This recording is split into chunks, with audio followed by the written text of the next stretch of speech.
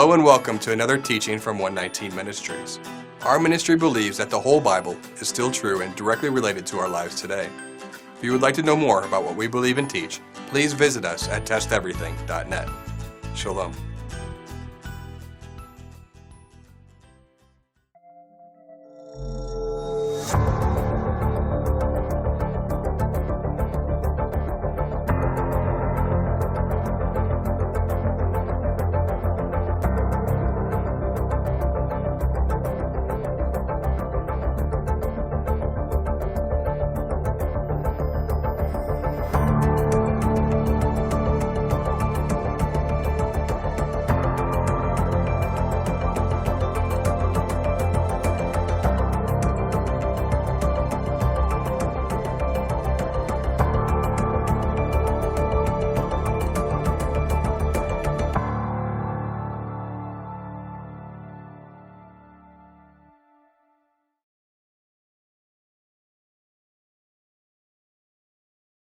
Sometimes understanding the intent of our Creator's commandments is not always intuitive and requires some careful consideration and thought.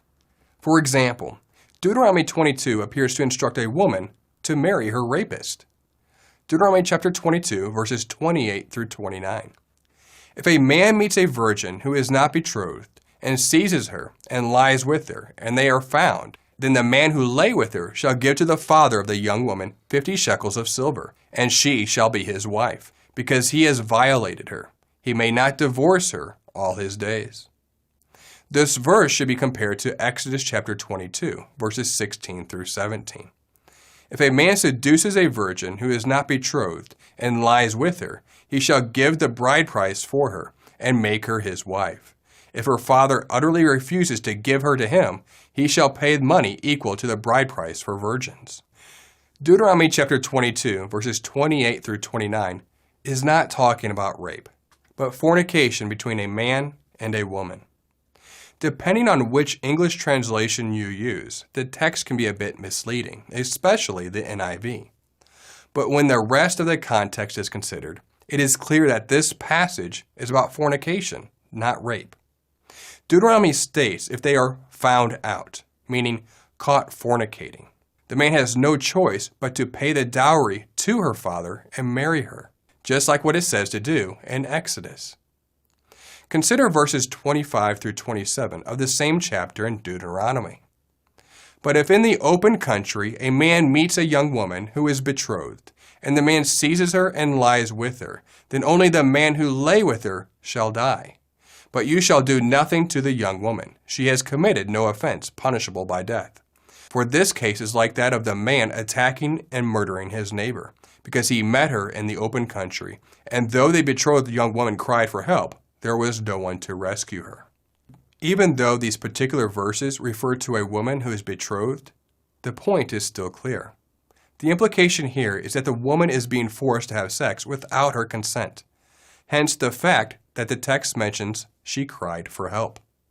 In verses 28 through 29, however, there is no mention of the woman crying for help, thus indicating that the woman of 28 through 29 willfully chose to have sex. Moreover, both parties are held accountable in the case of fornication, because it's consensual. In the case of rape, however, only the man is punished. When the Bible is referring to rape, the text uses a completely different word for forces her.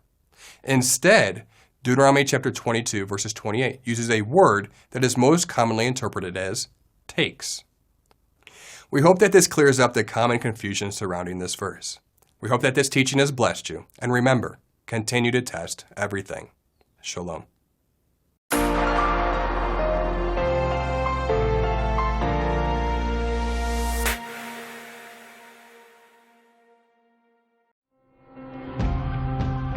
It is because of you, our generous supporters, who make it possible to offer these high-quality teachings completely free of charge.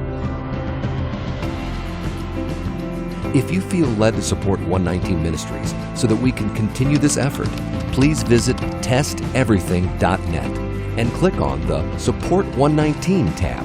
Learn how you can partner with us to take the whole Word of God to the nations.